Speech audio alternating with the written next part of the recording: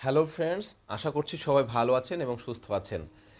আমাদের স্ক্রিন প্রিন্টের নতুন একটা ভিডিওতে আপনাদের সবাইকে ওয়েলকাম করছি। এই ভিডিওটা মূলত ডার্ক সিল্ক টাইপের যে কাপড়গুলো থাকে সেই কাপড়ে কিভাবে স্ক্রিন প্রিন্ট করা যায়, সেই কেমিক্যালগুলো কিভাবে তৈরি করা যায়, সেই বিষয়টাই মূলত আজকের এই ভিডিওতে থাকবে। আশা করি ভিডিওটা আপনারা শুরু থেকে শেষ পর্যন্ত দেখবেন। তো আমরা যতগুলো রঙের এই কাজ করি না কেন, আমরা প্রথমে সাদা রঙটা তৈরি করে নিলে আমাদের পরবর্তীতে কালারগুলো তৈরি করতে গেলে সুবিধা হবে। আমরা মূলত দুইটা রং তৈরি করব। তো প্রথমে সাদা রংটা কিভাবে তৈরি করব সেই বিষয়টাই প্রথমে দেখানোর চেষ্টা করছি। তো সাদা রং তৈরি করার জন্য আমরা বেশ কিছু কেমিক্যাল ব্যবহার করছি। আমরা এখানে রাবার হোয়াইট বেস্ট কোয়ালিটি ব্যবহার করছি, পিগমেন্ট হোয়াইট ব্যবহার করেছি, রাবার ক্লিয়ার ব্যবহার করেছি, বাইন্ডার এবং এনকে। এই কেমিক্যালগুলো আমরা ব্যবহার করেছি। আসলে এক একজন এক এক রকম ব্যবহার করতে পারে।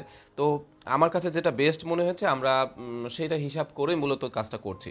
তো প্রথমে আমরা রাবার হোয়াইটটা আমরা নিলাম, তারপরে হচ্ছে এই একটা একটা করে আমাদের সব কেমিক্যালগুলো আমরা মিক্সড করব। তো এটা একটা ধারাবাহিকভাবে আমরা যেটা মেনটেন করছি। প্রথমে যেমন আমরা রাবারটা দিয়েছি, তারপরে পিগমেন্ট হোয়াইট দিয়েছি, তারপর ক্লিয়ারটা দিয়েছি, এবার কিছু আমরা বাইন্ডার দিয়েছি। বাইন্ডারটা আনুমানিক আমরা 600 গ্রামের মতো ব্যবহার করেছি। আপনারা প্রথমে বাইন্ডারটা খুব বেশি ব্যবহার করবেন না, বা এনকেটাও খুব বেশি ব্যবহার করবেন না, কারণ আপনারা জানেন স্ক্রিন প্রিন্টের রং কেমিক্যালটা একটু ঘন দরকার হয়। তো সেখানে যদি আপনি খুব বেশি পাতলা করে ফেলেন প্রথমেই, তাহলে কিন্তু পরবর্তীতে আপনার কাজ করতে গিয়ে কিন্তু রং ফুটাতে পারবেন না, পরে কিন্তু ঘন করতে পারবেন না। এই জন্য রংটা একটু ঘন রাখার চেষ্টা করবেন। সেজন্য বাইন্ডার এনকেটা একটু কম দেওয়ার চেষ্টা করবেন, প্রয়োজনে আপনি পরে দিতে পারবেন। মানে এই যে বাইন্ডার এবং এনকে, এটা তো আপনার রংটাকে একটু বেশি পার্মানেন্ট করবে। তো এইটার জন্য আপনার পরবর্তীতে আপনি কাজের সময় রং তৈরি করার পরেও কিন্তু আপনি সেটা দিয়ে পাতলা করে তারপর রং তৈরি মানে ফাইনালি স্ক্রিন প্রিন্ট শুরু করতে পারবেন। তো আমাদের মূল টার্গেট হচ্ছে এই রংটা তৈরি করে। এখানে দুইটা কালার আছে, ডিপ পেস্ট আর একটা মিষ্টি টাইপের কালার। মিষ্টি ঠিক কমলাও, আর একটা হচ্ছে কমলাও না মিষ্টিও না, ঠিক কাছাকাছি একটা কালার। এটা কাস্টমার ডিমান্ড ছিল বা আমাদের এটা কাস্টমাইজ কাজ। আপনারা আপনাদের সুবিধা মতো যে কোনো কালার তৈরি করেন না কেন, সিস্টেম একই। প্রথমে সাদা রংটা তৈরি করে নেবেন, তারপরে আপনাদের পছন্দ মতো কালার ব্যবহার করবেন।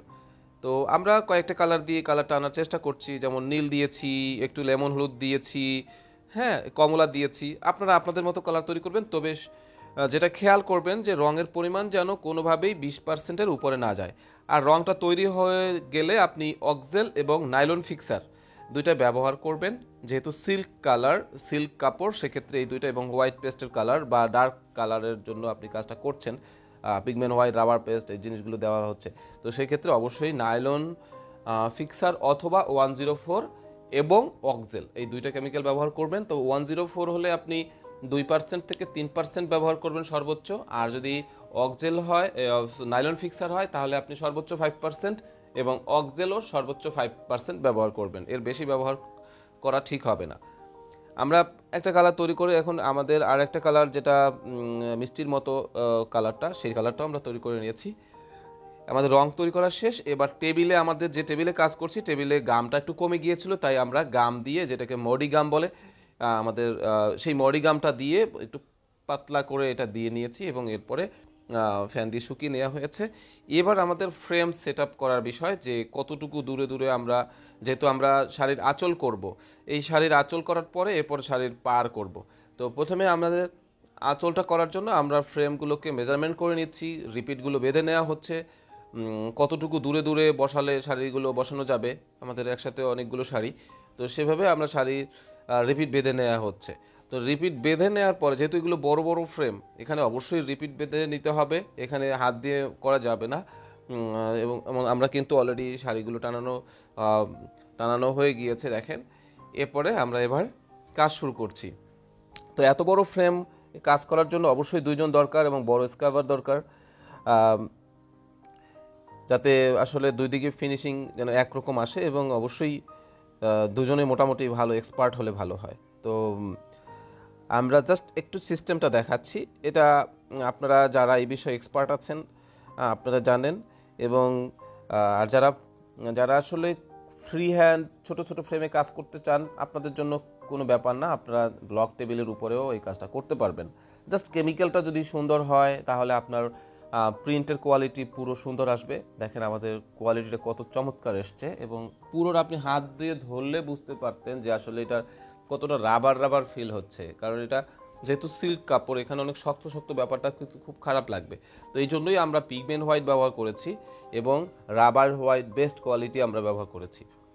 এটাতে আপনারা দেখবেন যে এটার একবারেই নরম একটা ফিল হবে, রাবার রাবার ফিল হবে, আঠালো ব্যাপারটা লাগবে না, শক্ত শক্ত ব্যাপারটা লাগবে না।